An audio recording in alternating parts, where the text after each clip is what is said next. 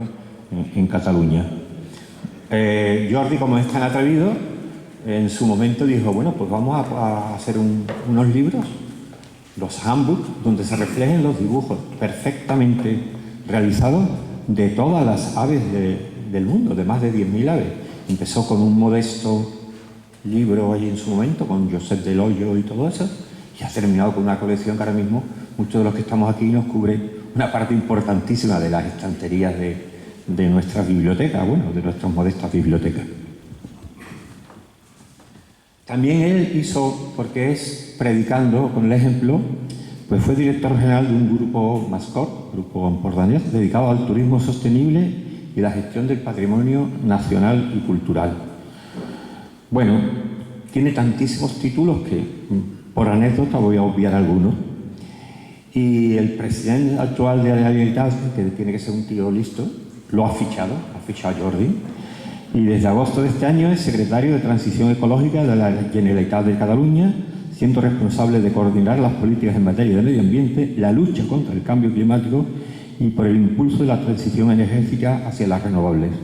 De él dependen las Direcciones Generales de Políticas Ambiental y Medio Natural, la de Cambio Climático y Calidad Ambiental, la de Energía, además la Secretaría de Agenda Rural, el Instituto Catalán de la Energía, la Agencia Catalana del Agua y la Agencia de Residuos de Cataluña.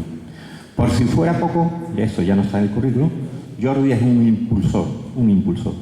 En su momento impulsó la creación del Parque Natural de los Aigües Moll, cuando corría serio peligro de convertirse en el Sotogrande o de Cataluña, y afortunadamente es un parque excepcional que crea pues el mismo pasillo que de la Janda, pero en el norte, en el Empordà.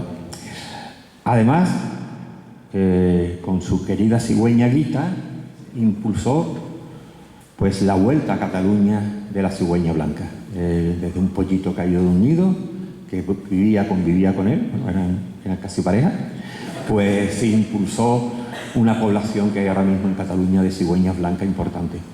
Ya a él le venía ese tema un poquito en el corazón, porque como hemos dicho ahora, con Alejandro y con otros compañeros, creó el Grupo Ibérico de Cigüeña. Y aunque no esté en el currículum, del proyecto para mí más importante de medio ambiente, de conservación de aves que ha habido en el mundo últimamente, pues están aquí al lado, son los ibijeremitas, de cual aquí hay muchas personas ligadas a ellos, como Miguel Ángel, como Jordi. Hicimos unas virguerías para que los ibijeremitas vinieran aquí, y ahora mismo están aquí. Pues, ¿cómo hace eso Jordi? Muy bien. Pues no por educación medioambiental. Él acuñó un término que yo lo copio cada vez que puedo, que es seducción medioambiental. Jordi, un seductor, seduce a cualquiera, en el buen sentido de la palabra, que está aquí más su señora, y convence a cualquiera con dos cosas importantes: trabajo y conocimiento. Jordi es un gran trabajador alegre, cordial, y que, como termino, hemos hermanado la provincia de Girona y la de Cádiz, porque tienen varias cosas en común. Unos vientos muy jodidos, la tramontana y el levante. Unos alcornocales preciosos, nosotros en el Parque Natural de los Alcornocales y ellos en las Gabarras, que es una cosa, las GBR, que es impresionante. Y bueno, ya termino diciéndole que es una persona encantadora, educadísima y amante de las cosas buenas, como nos gusta a todos. Jordi, te cedo la palabra.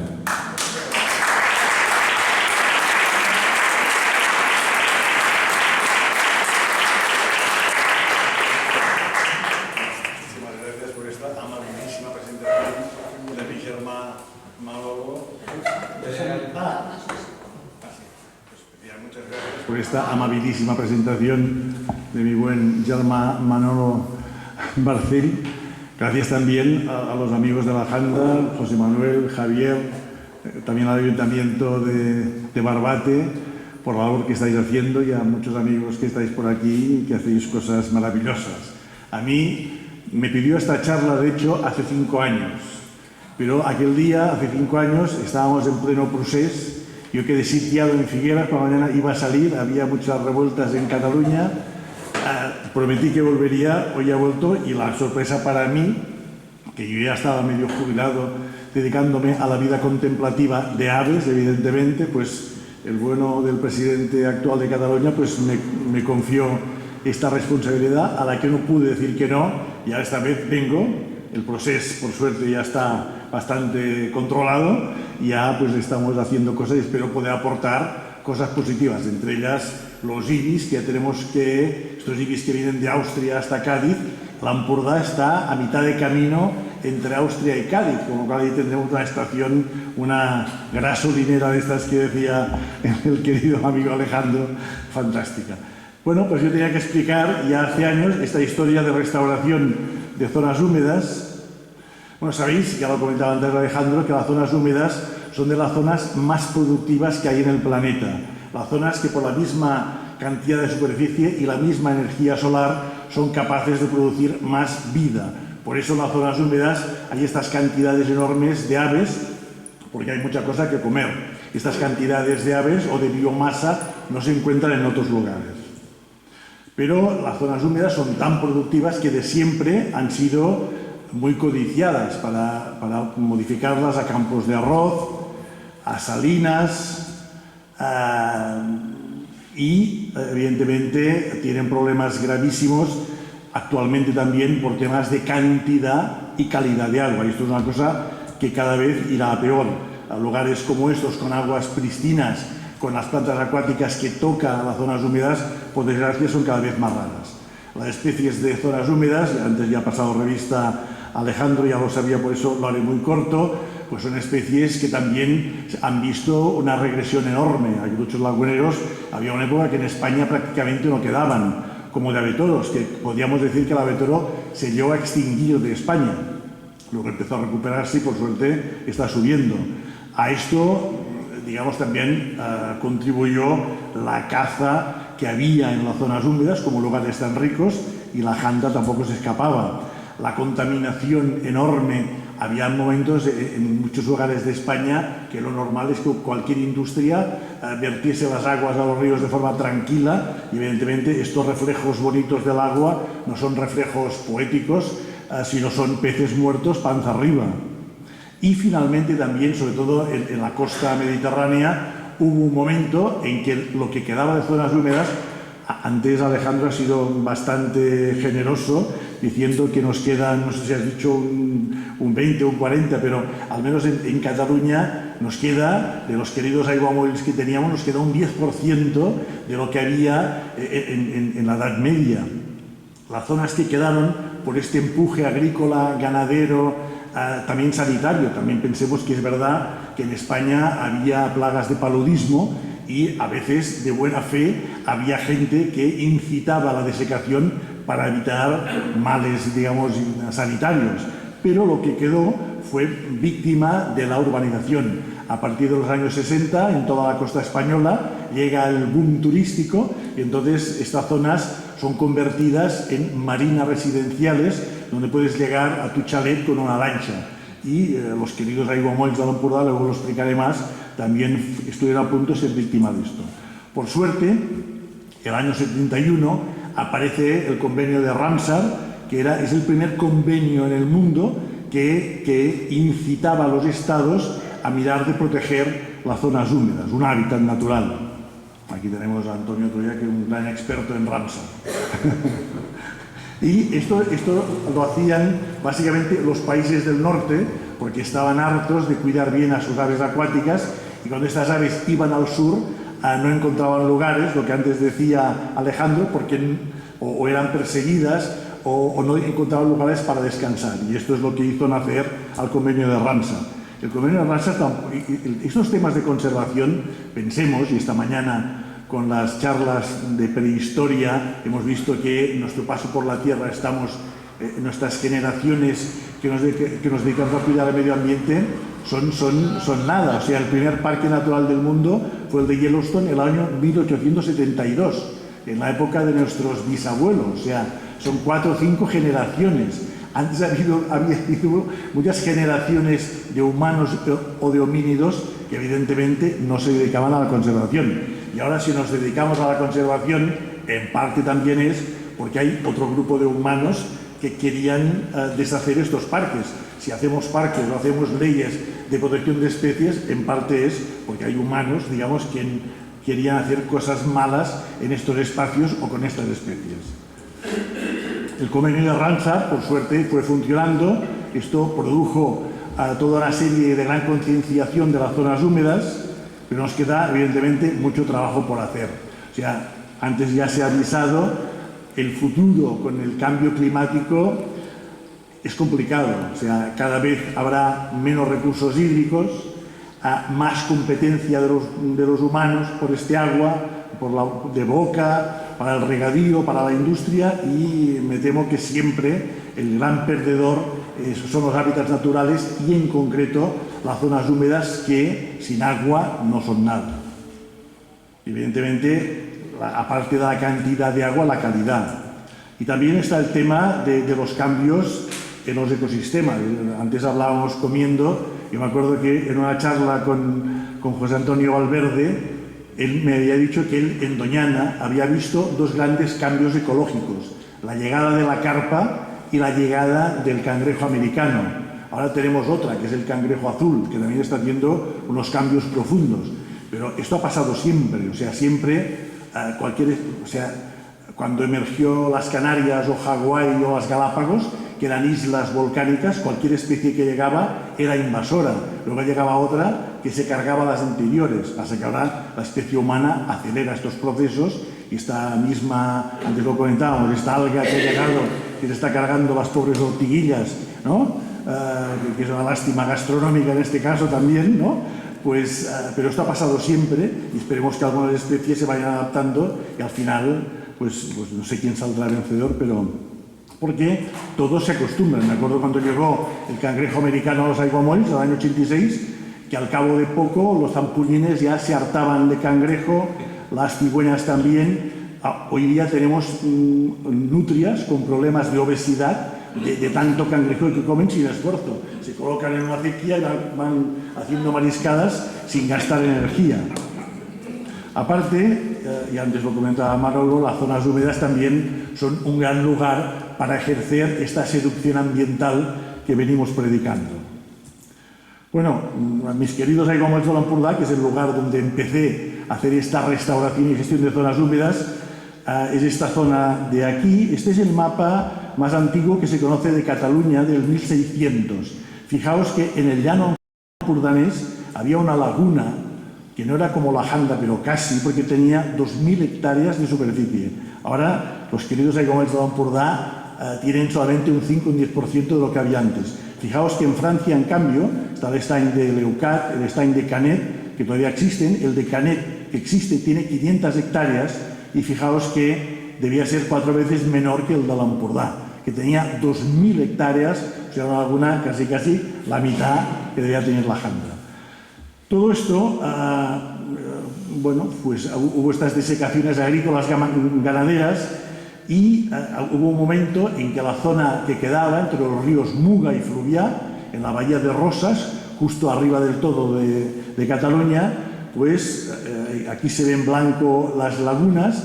Una empresa, era Banesto y el Banco de Madrid, habían comprado la zona y la querían convertir en una gran marina residencial.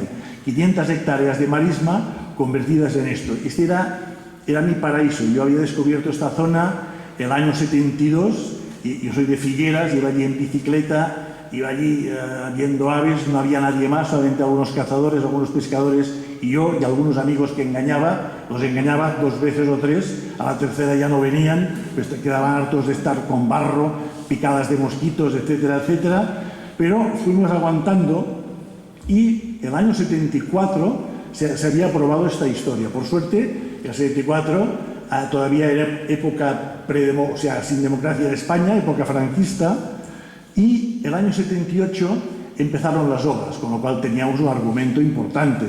Esta organización se había aprobado en época franquista, con lo cual se debía parar, aunque era legal, porque estaba en el plan general del Ayuntamiento de Castelló de Empúries que aquello era urbanizable, habían hecho todo legal, pero evidentemente habían cometido este delito de aprobarlo en época franquista, y solamente tenían un problema legal, y es que un ministro de Franco, en el año 68, iba por la zona declarando paisajes pintorescos, y también declaró paisaje pintoresco la playa de la Bahía de Rosas, Con lo cual nos agarramos aquí para empezar a litigar. Cultura, cuando se lo pidieron, dijo que no pasaba nada de modificar un paisaje pintoresco porque sería más pintoresco urbanizado que no aquella porquería de dunas grises y tal. Esto también nos hizo poder empezar a litigar y fuimos litigando. La gente esta se puso nerviosa y empezaron a construir este vial que se ve aquí, que atravesaba las lagunas hasta llegar al lugar donde tenían que construir el puerto deportivo. Y aquí, un domingo por la tarde, el 25 de julio del año 78, unos 14 amigos y amigas nos pusimos delante. Bueno, aquel día acampamos y a la mañana siguiente, cuando llegaron los camiones, encontraron a 14 personas diciéndoles que aquella zona era muy importante y no podían continuar. Los camiones eran gente contratada. Aquel día desayunaron antes de hora. Luego llegó el encargado de la empresa. Este ya estaba más enfadado. Yo dije que no, bueno, en fin, que no pasaba nada, que no podían continuar. Vino la Guardia Civil. Entonces yo les enseñé un telegrama que había mandado al presidente del gobierno. Todavía no había Generalitat ni había autonomías, era el año 78. Un telegrama mandado a Adolfo Suárez. Entonces era la época de la famosa transición. O sea, unos años antes nos habrían sacado a palos, pero en aquella época los gobernadores civiles se tenían que hacer los demócratas, con lo cual fue divertido porque el gobernador civil ordenó a la Guardia Civil que nos tenía que proteger a nosotros del ataque de la empresa. Con lo cual, nosotros estábamos allí, teníamos un cordón de guardias civiles y la empresa cabreada al otro lado. Aquí empezamos, Manolo, a ejercer un poco de seducción ambiental con la Guardia Civil. Les enseñamos cómo distinguir una garza real de una garza imperial y nos hicimos amigos, tan amigos, que el día que la empresa, como no podía sacarnos por métodos civiles, nos sacó por métodos judiciales. Vino un notario, levantó acta, y la verdad que había unos señores que impedían unas obras legales.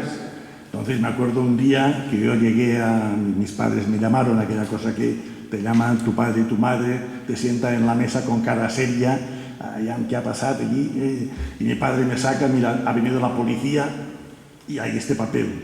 Allí, en aquel papel decía que en mi persona se daban altas cuotas de criminalidad, me acusaban de delito de usurpación, de coacción, no sé cuántas cosas más, no sé cuántos años de cárcel y no sé cuántos millones. Y mi padre me decía, ¿y ahora qué hacemos? Y yo, no pasa nada. Bueno, ahora que he tenido hijos ya entiendo más lo que estaban preocupados mis padres, pero no pasó nada. O sea, bueno, lo que sí pasó fue que esto era verano, una época que hay pocas noticias para los periódicos, y evidentemente la prensa de Cataluña y también del resto de España también salía lo que pasaba en la ocupación de los aiguamolls. Entonces, bueno, fuimos haciendo cosas. Este es un meeting que me tocó hacer justo el año 81, íbamos haciendo campaña. Mientras tanto, también íbamos a lugares como Minsmer, en Inglaterra, en Suffolk, donde Herbert Axel nos enseñó cómo empezar a gestionar y hacer el management, el manejo de zonas húmedas. Y con todo esto empezamos a ser también proactivos. O sea, las obras finalmente las había parado el Estado. Cuando se crea la Generalitat, traspasan el problema a la Generalitat y finalmente fuimos haciendo cosas. La finca pertenecía todavía a Banesto y nosotros llevamos intentando meter baza, como estáis haciendo con la Janda. Una cosa que hicimos fue ya empezar a planificar lo que haríamos el día en que esta zona fuese parque natural. Y finalmente, como el gobierno no creía en nosotros, el gobierno de Cataluña, en manos de la famosa Convergencia y Unió de Jordi Pujol, entonces lo que hicimos fue nosotros mismos redactar un proyecto de ley y lo llevamos a los 5 grupos parlamentarios que había en Cataluña. Y al final conseguimos que el Parlamento de Cataluña, por unanimidad, yo creo que es de las pocas o única ley aprobada por unanimidad en el Parlamento de Cataluña, pues aprobó la creación del Parque Natural de los Aiguamolls de l'Empordà en octubre del año 83. Y en abril del 84 me hicieron director, o sea, me lo hicieron porque yo, que era el que más protestaba, dije, no, si esto lo hacemos director, se va a callar de una vez. Me hicieron director, yo fui director durante unos cuantos años, sin nadie más, era director de mí mismo, tenía en aquel momento 1,5 millones de pesetas, y se imagina el presupuesto de un año, tenía 9.000 euros, o sea, imaginad lo que podía hacer. Y mis primeros trabajadores, porque al final la Generalitat compró la finca a urbanizar, y los trabajadores que me habían perseguido, los que intentaban hacer de todo para que no entrásemos allí, fueron los trabajadores de la empresa urbanizadora, los 3 que había sobre el terreno, fueron mis primeros trabajadores. Con lo cual nos hicimos amigos, los convertí y fueron unos grandes defensores de los patos. Bueno, entonces se creó el parque, es un parque que tiene 5.000 hectáreas, con tres zonas de reserva integral, y esta zona de en medio es la zona que quieren urbanizar. También está esta otra zona de lagunas, de agua dulce. Como estaba yo solo como director, lo que hice fue invitar a toda la gente que había participado en la reivindicación que podían venir a participar en la construcción, con lo cual en verano montábamos campos de trabajo y venían todo de jóvenes a trabajar, y pusimos todos los carteles del parque, los pusimos con voluntarios y voluntarias. Pero a pesar de que el parque fue aprobado por unanimidad del Parlamento, que había muchísima gente a favor, siempre hay gente en contra, y en este caso unos cazadores de Castelló de Empúries arrancaban los carteles del parque, y en las vigas de los carteles pues mataron a este pobre ratonero, que lo crucificaron allí, y en las patas ponían esta amenaza: hoy te ha tocado a ti, mañana a un aiguamoll, que éramos nosotros. Por suerte no pasó nada, aguantamos. Ahora, lo que sí que de tanto en tanto pues se cebaban a este pobre flamenco, le pegaron un tiro a pocos metros para hacerle este boquete aquí en el pecho. Pero bueno, teníamos ya por ley protegida toda la zona. Esta es la zona más profunda de la antigua laguna de Castelló de Empúries, que tiene unas 300 hectáreas inundables, ahora actualmente de las 2.000 que había tenido. Hay zonas que se desecaron con este sistema como en Holanda, de unos polders. Allí se llaman closes, que son prados inundables, que están rodeados de árboles de ribera, que lo cierran. Es un hábitat muy interesante, muy bonito, muy productivo e inundable. Esta es la zona de lagunas litorales que querían urbanizar para seguir lo que hay al fondo, que es la famosa Ampuria Brava, que es una marina residencial que está entre Castelló de Empúries y Rosas. Y esta es la zona interesantísima que salvamos, que querían destruir. Y entonces también lo que hicimos, que había varios amigos, siempre sabéis que en los grupos de naturaleza conservacionistas hay siempre los más puristas. Decía, hombre, ¿cómo vamos a utilizar máquinas nosotros que paramos las máquinas? Pero había lagunas que las habían enterrado y las teníamos que desenterrar con máquinas pesadas. Y aquí fijaos que al principio, pues las zonas que desenterramos se ven las heridas, pero las zonas húmedas, como decía antes, son tan productivas que en poco tiempo estas heridas cicatrizan, y aquí tenemos ya esta laguna de la Amazona, que se llama, totalmente regenerada. Entonces lo que hicimos también fue instalar observatorios, heights, para que la gente viese las aves en la periferia. Al principio, cuando íbamos a los aiguamolls a ver aves, nos metíamos por en medio de todo para ver lo poco que había. En estos momentos lo que hicimos fue que la reserva no podía entrar nadie, y hacíamos heights, observatorios periféricos, para que las aves estuviesen tranquilas. El lema era intentar observar al máximo, haciendo el mínimo de impacto de molestia. También lo que hicimos fue volver a regenerar cultivos del arroz de manera civilizada para poder tener más hábitats acuáticos. Delante del centro de información, que es este tejado de aquí, y convertimos unos campos bastante malos de cereal en una laguna, rascamos la parte superficial, hicimos una laguna de 18 hectáreas justo delante del centro de información. Tan pronto la inundamos, se llenó de nidos de focha. Fijaos, bueno, aquí está el centro de información, aquí a la izquierda, y llegar al centro y ver una laguna justo delante, llenísima de patos, es lo que quiere la gente. En Inglaterra lo llaman el bote de miel. Así la gente, digamos, disfruta en un sitio concreto y, digamos, que no hace molestias en lugares más lejanos.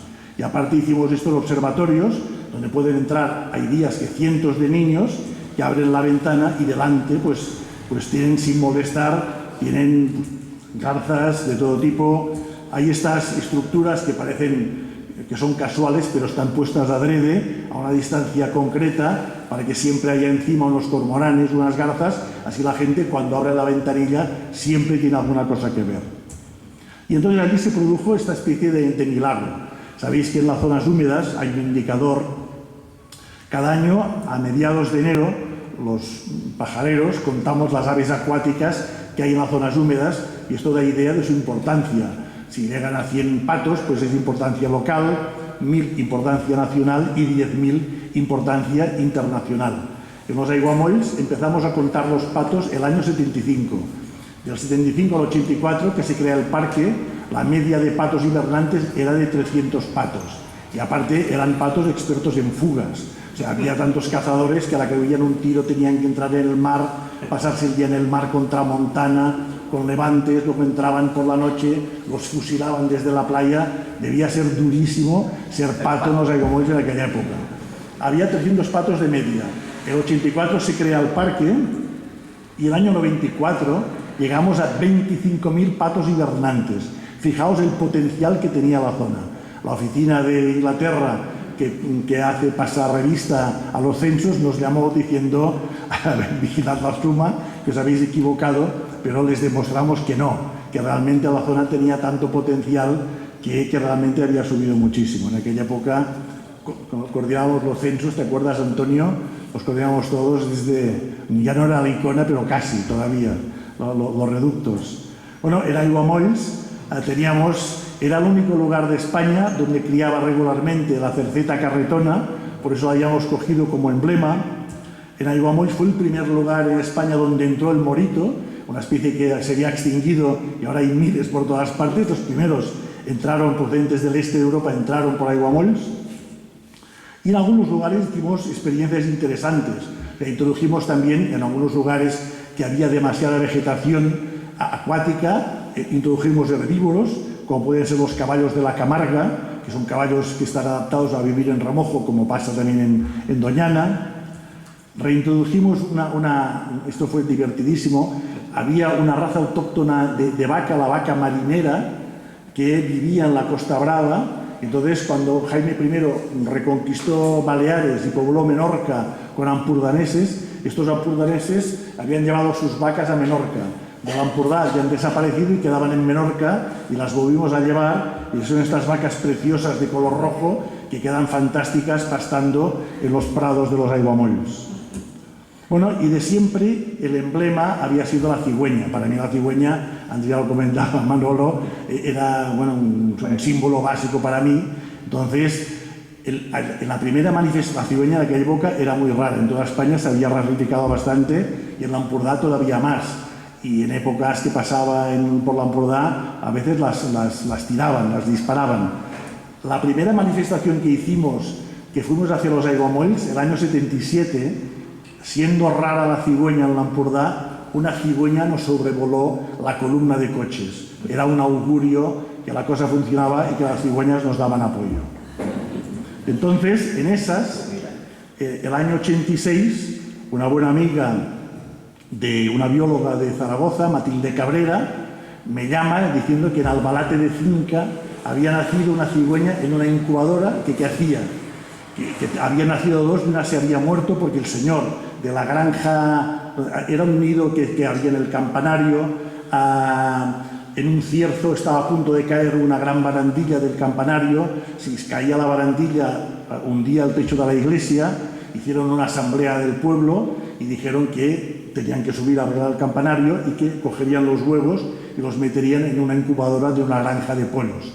Nacen dos cigüeñas, el señor de la granja les da maíz, las cigüeñas no comen maíz y una se muere. Me llama esta bióloga, la amiga Matilde Cabrera, y yo le digo: hombre, no sé, ya venimos a buscarla. Compra de momento un potito de estos Bledine de alimentación de niños pequeños, de estos creo que era de merluza con bechamel, no sé qué, y le dio algo. Nosotros en los aiguamolls capturamos renacuajos, gambusias, fuimos corriendo a Zaragoza y nos encontramos la cigüeña guita, es esta, si la llamamos guita, porque daba unas coces así con una pata. En catalán se llama una mula guita cuando tira coces. Entonces le dimos un primer renacuajo, ya se resucitó. Como estaba sola, le compramos un plato con una cigüeña para que reconociese un poco a la cigüeña, a ver si se enteraba de quién era, pero quedó imprintada de humano. O sea, esta cigüeña, como había nacido en la incubadora y solamente había visto humanos, pensaba que era humana.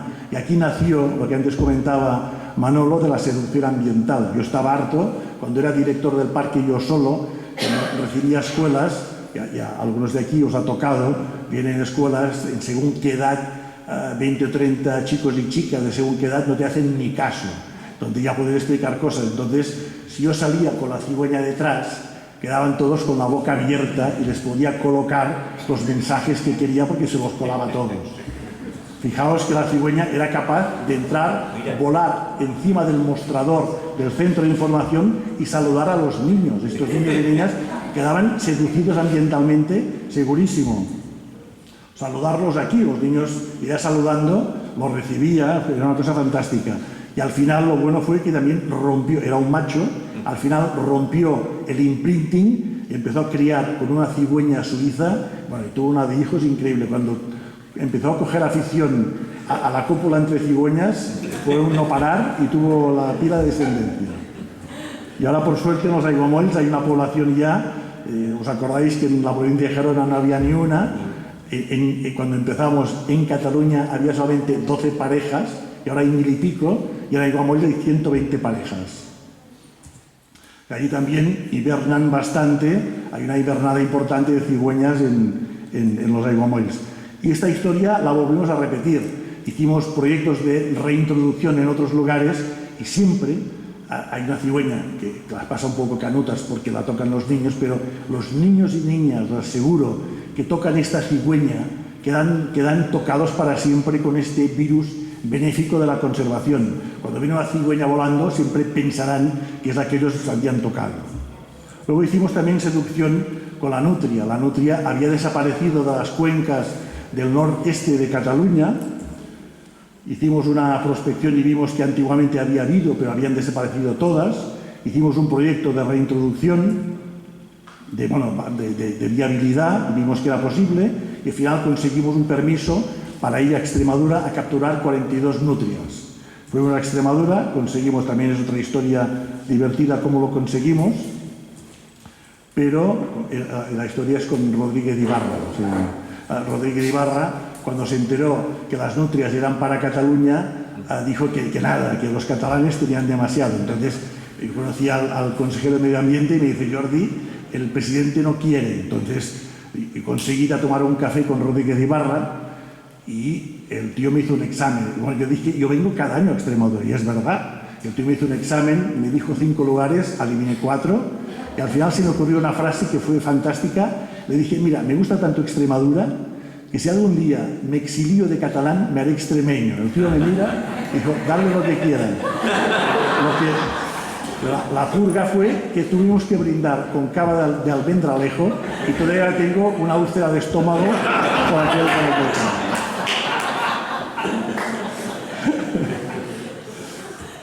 Bueno, fuimos a Extremadura, al final conseguimos capturar 42 nutrias, pasaron por el Zoo de Barcelona, donde le instalamos un emisor dentro para seguirlas, hicimos mucha seducción ambiental en las escuelas, haciendo un cuento de la nutria, haciendo muchísimas cosas, y siempre también había los amigos puretas, decían: tenemos que soltar las nutrias siempre de noche y sin nadie, y otros defendíamos: no, tenemos que soltarlas de día, y siempre en pueblos distintos y convocando a los niños y niñas. Y cuando tengo que definir el que es la seducción ambiental, siempre pongo esta diapositiva. Fijaos, estos niños y niñas de un pueblo de l'Empordà, del río Fluvià, que han visto la nutria en una caja de madera por un agujero. La nutria es un animal precioso, es como un peluche. En el momento en que la nutria sale al río de su pueblo, mirad qué cara que hacen de íntima satisfacción. Estos niños y niñas, cuando sean mayores y empiecen a pensar o vayan a un psicoanalista a que les diga el día que les empezó la conservación o la deuda por la fauna, si el psicoanalista es bueno, llegará el día en que unos chalados fueron a su pueblo con una caja de madera con la nutria seguro. estos niños y niñas quedan tocados, con lo cual esto sería lo que antes comentaba Manolo, la seducción ambiental que debemos ejercer todos y que aquí la estáis haciendo. Con el ibis eremita, con el pelucón, estáis haciendo que los niños y niñas de toda Andalucía estén ya enamoradísimos del pelucón, y esto también es seducción ambiental pura. Bueno, entonces ya conseguimos, aparte, que la nutria ya está por todas partes. En Cataluña ha saltado a Francia, al Rosellón, y están haciendo trabajos de voluntariado, está por todas partes ya. Y cuando hablo de seducción ambiental, tengo un ejemplo muy divertido que me pasó en la Sierra de Escalona con un amigo, Carlos Javier Durá. Escalona es una sierra que está, sabéis, entre Alicante y Murcia. Este buen amigo hacía la tesis con el búho real. Cada año marcaba 20 búhos reales, y un día me decía desesperado: los tengo marcados para hacer la tesis, pero los cazadores me los matan todos. Yo le dije: hombre, podrías, cuando los anilles, que el búho real es como un peluche, tendrías que hacer una cosa, o sea, convoca, en lugar de hacerlo solo, convoca a los niños de las escuelas de los pueblos vecinos y hazlo en un lugar que no pueda ir un bus, que tengan que venir las madres o las abuelas a acompañar a los niños a hacer el anillamiento. Invita también a las madres y a las abuelas, y sobre todo, cada búho lo tenéis que bautizar. La niña tal se llama Pepito, el otro se llama Juanita, El día que un cazador mató al búho Pepito, sus hijos no hablaban con el padre, se montó un follón que ningún cazador más se atrevió a matar a ningún búho. Pudo acabar la tesis y ahora hay una sobrepoblación de búhos en Escalona escalofriante. Pero fijaos, iban las madres, las abuelas enamorados de los búhos. Es un caso típico de seducción ambiental. Bueno, en España el gran seductor ambiental fue evidentemente Félix Rodríguez de la Fuente, que nos tocó a muchos de aquí. Bueno, cuando oíamos la sintonía del hombre y la tierra, quedábamos todos tocados. Hay lugares, ya vine a cuento lo que se puede hacer en la Janda, en lugares de Europa donde hacen seducción ambiental con las grullas. Hay lugares de Europa donde el paso de las grullas cada año es conmemorado. Hay gente en Suecia, en Alemania, que sabe los cambios de estación viendo el paso de las grullas. Y hay un lugar que a mí me emocionó en Japón. En Japón, os lo cuento muy rápido. ¿Voy bien de tiempo, más o menos? Sí, ¿no? Más o menos, sí, ¿no? Sí. Vale. Hay un lugar en la isla del sur que se había desarrollado menos que el resto de islas del Japón. Y pensaron cómo desarrollarlo. Un lugar que había solamente zonas agrícolas con campos de arroz. Querían que aquello se desarrollase. Fue una comisión desde Tokio, vieron que no había ningún castillo de samuráis, que no había ningún gran artista como Javier allí para hacer un museo, ¿no? Entonces pensaron, ¿aquí qué podemos hacer? Y pensaron hacer un ecomuseo del arroz, para explicar qué pasa con el arroz. Y también tenían que hacer algo con la fauna que va a los campos de arroz. Entonces vieron que había unas grullas hibernantes, ¿no? Había 300 grullas de dos especies, la grus bipio y la grus monaca. Son grullas que viven en Siberia, que hibernan, 300 solamente, que hibernaban allí. Para que las grullas no se fuesen, este arroz que queda malogrado porque tiene gorgojos o se ha roto no sé qué, en lugar de destruirlo y gastar dinero destruyéndolo, lo empezaron a dar a las grullas. Y consiguieron que en lugar de 300 grullas, al final, dándoles comida, llegasen a haber 12.000. Con lo cual, estas dos especies de grullas siberianas estaban de maravilla invernando en este lugar. Les daban comida en un lugar por la mañana y en otro por la tarde. Con lo cual conseguían que las grullas, que son casi tan bonitas como las cigüeñas, casi, pero tienen esta ventaja de que hacen este grito tan precioso, pues las grullas, 12.000 grullas, iban de un sitio a otro y lo declararon paisaje sonoro del Japón. Y cada año este lugar tiene 3 millones de visitantes que van a visitar este paisaje sonoro. Es una cosa increíble. O sea, tiene lugares de paso, lugares para hacer la foto con la puesta o la salida del sol, les dan la comida, las grullas están encantadas de la vida, hay cantidad de gente haciendo fotos. Esta es la monaca. Y hay lugares observatorios para verlas, y hay hoteles que se pelean para ver, desde la ventana de tu hotel, para ver las grullas. Hay otro lugar en el norte que lo hacen con la grulla japonesa. Aquí también, aparte de les dan pescado, también atraen a los pigargos y a los cisnes cantores, pero fijaos que las grullas están allí tranquilamente siendo fotografiadas por centenares de personas. No, y hay un lugar, aquí estábamos a 28 bajo cero, hay un puente donde hay unas aguas de estas termales, que las grullas van allí a dormir para estar en remojo. De hecho, las grullas y los macacos aquellos inventaron el jacuzzi, están allí tranquilamente dentro del agua. Y aquí conté 316 fotógrafos con sus trípodes para hacer todos esta misma foto, de las grullas tranquilamente en un lugar en Hokkaido a 26 bajo cero, estas grullas, digamos, tranquilamente en su bañera del jacuzzi. El colmo que vi también para hacer estas cosas de producción de naturaleza, esto también es en Hokkaido, este valle de aquí está súper protegido por la gente del pueblo, porque hay este pequeño hotel, que si lo viésemos y pasáramos por allí, nunca iríamos a dormir a este hotel. Pero este hotel tienes que pedir plaza 2 o 3 años antes, porque las dos señoras de este hotel, delante del hotel pasa un riachuelo, en medio hicieron una pequeña isleta con un depósito donde cada noche introducen 2 o 3 truchas. Y aquí acude el búho más raro del mundo, que es el búho Blackistoni, un búho pescador, que el único lugar seguro del mundo para verlo es aquí. Y lo ves desde la ventana de tu habitación, pone las truchas y en 10 minutos llega el búho. Y allí, evidentemente, está lleno siempre de ornitólogos americanos, ingleses, Josep Del Hoyo y yo en una ventana mirando el búho. Pero evidentemente esto ha provocado que toda la zona del valle nadie toca un búho, la zona está súper protegida y esto ha protegido a muchísimas más aves. Pero lo bueno es que cuando estás cenando, todo el mundo contento de haber visto el búho, viene la gente del puerto, del mismo lugar, y te dicen, si queréis, mañana os podemos llevar en barca a ver los pigargos de Steller. Y también otra cosa divertida, allí tienen industria del pescado y los desechos, en lugar de tirarlos y gastar dinero destruyéndolos, los guardan en unas cajas, los van tirando al mar y atraen a los pigargos de Steller, y aquello, la gente del búho y muchos más pagan dinero por ir a ver cómo en lugar de aquellos desechos los iban a gastar dinero destruyéndolos, los convierten en dinero porque atraen a los pigargos y atraen a multitud de aves acuáticas interesantísimas. También con las grullas, lo vimos con las damiselas, en un lugar de la India. Aquí lo hicieron más por temas espirituales. Es una familia que decía que sus antepasados eran grullas. Empezaron a dar de comer a las grullas dentro de un pueblo y tenían 7.000 grullas damiselas que van todo el invierno, cada día, a comer en la plaza de este pueblo. Con lo cual, esto al final también se ha convertido en un atractivo turístico. La gente ya tira un paquete, por la mañana el Taj Mahal y por la tarde el dormidero de grullas.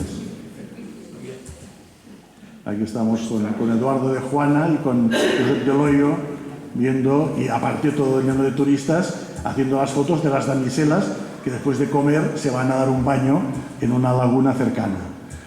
Todo esto, y ahora hablando de gestión y de lo que puede ser la Janda, hay un buen amigo, Ignacio Jiménez, que lo fichó la Tompkins Foundation en esteros de Iberá. Esteros de Iberá son unos esteros, unas zonas inundables de 700.000 hectáreas que Tompkins había comprado 170.000. Deshizo todos los cercados para vacas y demostró que era más rentable producir naturaleza que no producir terneros. Empezó a reinundar bien la zona y a reintroducir, hizo unas construcciones fantásticas en medio de Iberá, reintrodujo los capibaras, los yacarés, los caimanes, los tapires, los osos hormigueros, los pecarís, los ciervos de los pantanos, y finalmente ha reintroducido también el jaguar y la nutria gigante. Y el jaguar utilizó una técnica muy buena.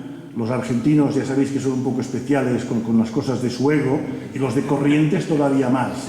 Y los que hicieron la Fundación Tompkins fue hacer un cartel precioso con un jaguar, un cartel seductor, pero sin ningún logo. y empezaron a repartir carteles por todas partes. Un cartel que era tan bonito que la gente lo quería. Y en aquel cartel el lema era decir: Corrientes vuelve a ser el mejor lugar del mundo porque tiene jaguares. Con esto avivó el sentimiento selectivo de los correntinos, con lo cual los correntinos empezaron a felicitar al gobierno, que no tenía nada que ver, diciendo: qué bien que pongáis jaguares otra vez. Con lo cual hicieron una campaña de seducción ambiental y de comunicación que hizo que todo el mundo, en lugar de estar en contra de soltar jaguares, estuvo a favor de soltar jaguares, porque era la marca que daba más prestigio a Corrientes por encima del resto de Argentina. A tener en cuenta. Y ahora esta zona de Iberá ganan más dinero con visitantes que no antes con las vacas. Bueno, aquí también lo habéis hecho, aquí en esta región de la Janda, y con estos amigos, ¿no? con Manolo, con José Manuel, con Miguel Ángel, con Javier también luego haciendo seducción ambiental, habéis conseguido que los ibis eremitas vuelvan a criar en esta región. Queríamos que criasen en un Tajo de Barbate, pero criaron en el mini Tajo de aquí de la Barca de Vejer. Pero la cantidad de gente que ahora viene a ver los ibis, que me dicen que han venido a esta zona solamente por los ibis, es increíble. Y ahora, aparte, con esta historia de la migración desde Austria, que los austriacos han copiado el sistema de liberación, ¿no?, que inventasteis aquí, pues esto es fantástico, ¿no? Fantástico el animal. Siempre decíamos que son tan feitos que enternecen, pero son una preciosidad. Bueno, ya para terminar, la Janda seguro que lo conseguiréis. O sea, una cosa que yo nunca he tenido ninguna duda, que al final se conseguirá. Va a costar unos años, como costó los aiguamolls, pero seguro que lo conseguiréis. Y hace un tiempo, y seguro que lo conseguiréis por esto, siempre cito esta obra, y aparte de mi mujer Magda es muy goetiana, que ahora siempre lo pongo. Ahí está esta frase. Cuando yo pensaba por qué unos chicos de 18 años habíamos conseguido salvar los aiguamolls, descubrí esta frase que escribió Goethe hace 200 años, que es lo que os pasará a vosotros. Hay una verdad elemental que concierne a todos los proyectos de iniciativa y cuya ignorancia hace fracasar infinidad de ideas y de planes espléndidos. Y es que en el momento en que te comprometes definitivamente en una cosa, entra en juego la providencia. Providencia con P minúscula, ¿eh? Cualquier cosa que quieras o sueñes que puedas hacer, comiénzala. La determinación tiene genio, poder y magia. Comienza ahora como habéis comenzado, y espero que el genio, el poder y la magia os acompañen siempre. Muchas gracias.